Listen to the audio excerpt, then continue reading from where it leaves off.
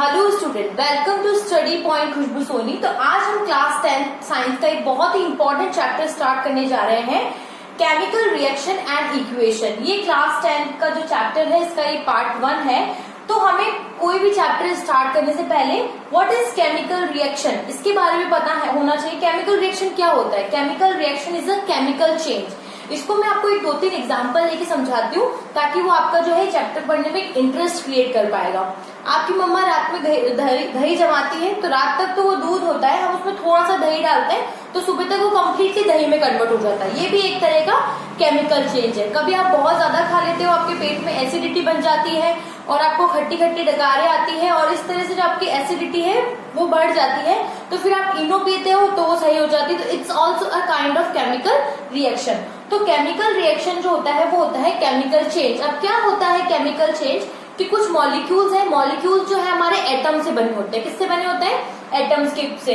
तो उन जो मॉलिक्यूल्स के बीच में जो बॉन्ड्स होती है, पुरानी बॉन्ड टूटती है, कुछ नई बॉन्ड फॉर्म होती है। अब जब कुछ नई बॉन्ड फॉर्म होगी तो कुछ न्यू सब्सटेंस फॉर्म होगा और उस न्यू सब्सटेंस की जो पुराने सब्सटेंस है उससे बिल्कुल कुछ न्यू प्रॉपर्टीज होगी, उसकी बिल्कुल न्यू प्रॉपर्टीज होगी, राइट। तो ओल्ड बॉन्ड जो होती है वो ब्रेक होती है, न्यू बॉन्ड जो है उसमें फॉर्म होती है, इससे न्यू सब्सटेंस फॉर्म होता है और जो न्यू सब्सटेंस की जो प्रॉपर्टी होती है वो कम्प्लीटली डिफरेंट होती है जिससे हमने उस न्यू सब्सटेंस को बनाया है, राइट। और एक चीज आप हमेशा इसमें ध्यान रखिएगा कि जब ओल्ड बॉन्ड ब्रेक होती है, जब न्यू बॉन्ड फॉर्म होती है तो रीअरेंजमेंट ऑफ एटम होता है। कोई नया एटम बनता नहीं है। Atom can neither be created nor be destroyed, right. ये एक लॉ है कि एटम को ना बना सकते हैं ना डिस्ट्रॉय कर सकते हैं, ओनली उनका रीअरेंजमेंट होता है। ये दो एटम है, ये उठकर इधर आ गया, इधर वाला एटम उधर के, तो सिंपली एक रीअरेंजमेंट होता है और एक नया सब्सटेंस या नया प्रोडक्ट फॉर्म करता है जिसकी कंप्लीटली न्यू प्रॉपर्टीज होती है। अब केमिकल रिएक्शन पढ़ने से पहले हमें दो टर्मिनोलॉजी पता होनी चाहिए, रिएक्टेंट एंड प्रोडक्ट। तो this should be very clear, what is reactant and what is product. जो रिएक्शन में पार्ट ले, those substance which takes part in the reaction is called reactant। जो रिएक्शन में पार्ट ले and those substance which form as a result, जो result के तौर पे एज ए प्रोडक्ट फॉर्म हो, जो हमारे पास एज ए रिजल्ट फॉर्म हो। ये रिएक्टेंट जब एक दूसरे के साथ रिएक्ट करेंगे तो इनसे जो फॉर्म होता है, इनसे जो रिजल्ट आता है उसे हम लोग प्रोडक्ट बोलते हैं। Now I describe you both this term with the help of by taking one example, right. हमने सपोज अभी you don't know what is magnesium because you don't read about periodic table, और आपको पता भी है तो वेल एंड गुड। मैग्नीशियम और oxygen जब एक दूसरे के साथ रिएक्ट करते हैं, मतलब कि मैग्नीशियम जो होता है हमारे लैब में या तो मैग्नीशियम रिबन या मैग्नीशियम वायर की फॉर्म में प्रेजेंट होता है और ये सिल्वरी व्हाइट मेटल होता है। जब मैं इसको ऑक्सीजन की प्रेजेंस में हीट करती हूँ तो मेरे पास मैग्नीशियम ऑक्साइड यानी एक व्हाइट कलर का पाउडर फॉर्म होता है। अब आप ढंग से देखिएगा, ये जो हमारा एरो है, जिधर इसका हेड होता है तो हेड की साइड वाला जो होता है वो हमारा प्रोडक्ट होता है और जो इसकी टिप साइड जो डाउन ये वाला होता है, ये तो इसका हेड और इसकी टिप जो है एरो की, यहाँ पे मैग्नीशियम ऑक्सीजन तो हो गए रिएक्टेंट। ये दोनों रिएक्ट करके एक कम्प्लीटली न्यू प्रोडक्ट, एक कम्प्लीटली न्यू सब्सटेंस फॉर्म कर रहे हैं। तो मैग्नीशियम ऑक्साइड की जो प्रॉपर्टी है वो कम्प्लीटली डिफरेंट होगी मैग्नीशियम से। ओके, तो अब मैंने आपको ये तो बता दिया कि ये जो होता है सिल्वरी व्हाइट मेटल होता है और हमारी साइंस लैब में या लेबोरेटरी में जो है वो मैग्नीशियम वायर या फिर मैग्नीशियम रिबन की फॉर्म में प्रेजेंट होता है। जब हम इसे जलाते हैं ऑक्सीजन की प्रेजेंस में तो एक व्हाइट कलर का पाउडर निकलता है। अब आप क्या करेंगे, जैसे आपके पास ये मैग्नीशियम का रिबन है, आपने टंग की हेल्प से इसको पकड़ा है, इसको पहले जलाया है, फिर एक नीचे एक डिश रखी है। जब आप जलाएंगे तो उसमें से एक व्हाइट डेजलिंग ब्राइट लाइट आएगी, ओके। तो वो आपके आईज के लिए बहुत ज्यादा हार्मफुल होती है, तो आपको थोड़ा डिस्टेंस से ये परफॉर्म करना है लैब में एक्सपेरिमेंट।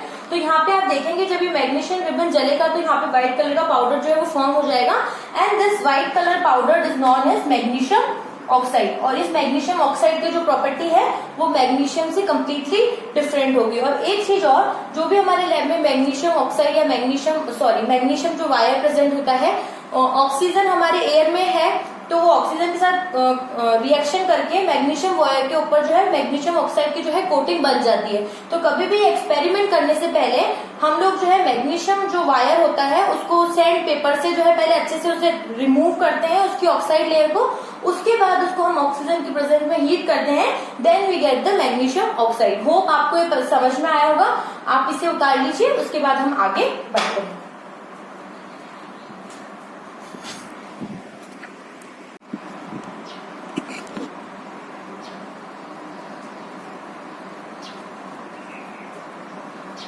हमने पिछली स्लाइड में देखा था कि रिएक्टेंट्स जो है वो कंबाइन होके या उनमें रिएक्शन होके एक नया प्रोडक्ट फॉर्म होता है।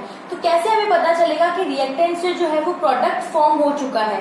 तो कुछ फीचर्स हैं, उन्हें हम इजीली ऑब्जर्व कर सकते हैं। उन्हीं फीचर्स को हम बोलते हैं characteristics of chemical reactions.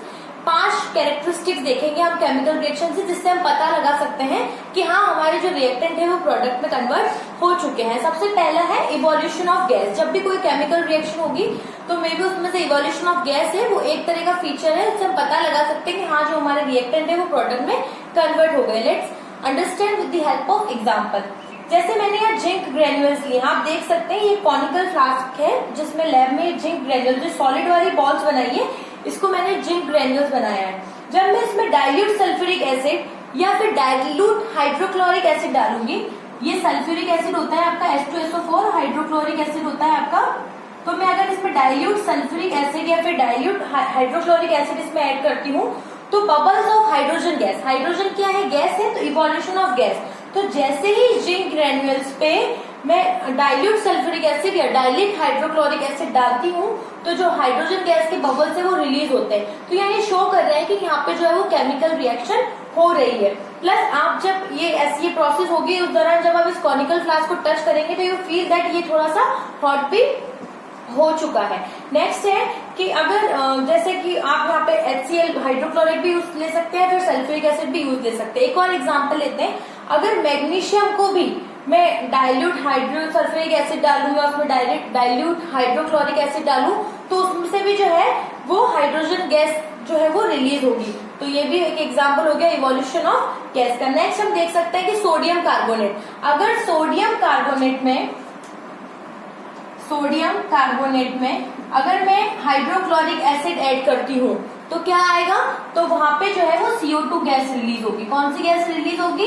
CO2 gas वहां पे रिलीज होगी। तो पहला एग्जांपल हमने देखा कि अगर जिंक ग्रेन्यूल्स में मैं डाइल्यूट सल्फ्यूरिक एसिड या डाइल्यूट हाइड्रोक्लोरिक एसिड डालती हूँ तो हाइड्रोजन गैस के बबल्स आते हैं।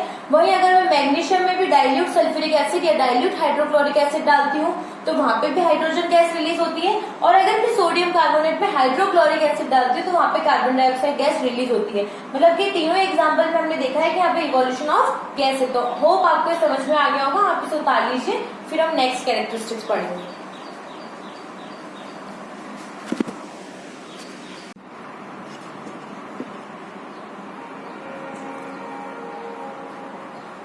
हमने फर्स्ट कैरेक्टरिस्टिक पढ़ी थी इवोल्यूशन ऑफ गैस। हमारी जो नेक्स्ट कैरेक्टरिस्टिक है, कैसे पता चलेगा कि रिएक्टेंट प्रोडक्ट में कन्वर्ट हो चुका है? तो कुछ केमिकल रिएक्शन में प्रेसिपिटेट का भी फॉर्मेशन होता है। But what is precipitate? A precipitate is a solid product which separates out from the solution during the chemical reaction. जब भी कोई केमिकल रिएक्शन होती है तो जो प्रेसिपिटेट है वो सॉल्यूशन से सेपरेट हो जाता है। अब ये प्रेसिपिटेट फॉर्म कब होता है? 2 सिचुएशन में प्रेसिपिटेट फॉर्म होता है। Let's understand with the help of example. अगर जैसे मैं कार्बन डाइऑक्साइड है उसको मैं लाइम वाटर यानी चूने के पानी में अगर मैं कार्बन डाइऑक्साइड को पास करती हूँ तो यहाँ पे प्रेसिपिटेट फॉर्म हो जाएगा और वो जो है वो नीचे जम जाएगा पूरा व्हाइट। ठीक है, तो ये लाइम वाटर क्या है? हमारा एक्वस सॉल्यूशन है यानी एक वाटर सॉल्यूशन है। कार्बन डाइऑक्साइड क्या है? हमारी गैस है। तो जब भी मैं गैस को पास करूंगी किसी एक्वस सॉल्यूशन में तो मेरे पास प्रेसिपिटेट होने के चांसेस है। नेक्स्ट है कि अगर मैं 2 एक्वस सॉल्यूशन रिएक्टेंट के 2 एक्वस सॉल्यूशन यानी 2 वाटर सॉल्यूशन को मैं मिक्स कर रही हूँ, उनसे जो प्रोडक्ट फॉर्म हो रहा है वो उसमें इनसॉल्युबल है तो वो नीचे प्रेसिपिटेट की फॉर्म में जम जाएगा। जैसे अगर मैं एग्जांपल के लिए प्रेसिपिटेट की समझो, जैसे मैंने पानी में चौक घोली तो चौक जो है वो पूरी तरह से घुलेगी नहीं, चौक के जो कण है एटम्स जो है वो नीचे जाकर बैठ जाएंगे ग्लास में। राइट, इसको हम एक और एग्जाम्पल की हेल्प से समझते हैं। जैसे ये मैंने एक टेस्ट ट्यूब ली है, राइट, ये हमारे लैब में इजीली अवेलेबल होती है। जो आपको लाइन से दिख रहा है ये लाइन वाली हमारी लेड नाइट्रेट है और लेड नाइट्रेट एक कलरलेस सॉल्यूशन होता है जिसका कोई कलर नहीं होता है। राइट, और अगर मैं इसमें पोटेशियम आयोडाइड सॉल्यूशन मिक्स कर रही हूँ तो मेरे पास जो है ये नीचे जो आपको डॉट डॉट फॉर्म में दिख रहा है प्रेसिपिटेट बन जाएगा। किसका? लेड आयोडाइड का, जो कि येलो कलर का होता है। तो जो मैंने जो लेड नाइट्रेट जो कलरलेस सॉल्यूशन है अगर मैं उसमें पोटेशियम आयोडाइड सॉल्यूशन ऐड करती हूँ तो मेरे पास प्रेसिपिटेट की फॉर्म में यहाँ पे लेड आयोडाइड बनता है जो कि एक येलो कलर का प्रेसिपिटेट फॉर्म होगा। इतना क्लियर है? उसके बाद एक और एग्जाम्पल हम समझ सकते हैं कि अगर मैं बेरियम क्लोराइड में जो है डाइल्यूट हाइड्रोसल्फ्यूरिक एसिड में ऐड करूं, उसमें डाइल्यूट सल्फ्यूरिक एसिड में ऐड करूं, बेरियम क्लोराइड में डाइल्यूट सल्फ्यूरिक एसिड ऐड करूं तो मुझे बेरियम सल्फेट मिलेगा। क्या मिलेगा मुझे? Barium sulphate. और ये भी एक तरह का बेरियम सल्फेट प्रेसिपिटेट है। ये कौन से कलर का होता है? ये व्हाइट कलर का प्रेसिपिटेट फॉर्म होगा। तो होप आपको प्रेसिपिटेट समझ में आ गया होगा। ये एक सॉलिड प्रोडक्ट है, ये सॉल्यूशन से सेपरेट आउट हो जाता है और नीचे जम जाता है। इसके हमने दो एग्जांपल देखे।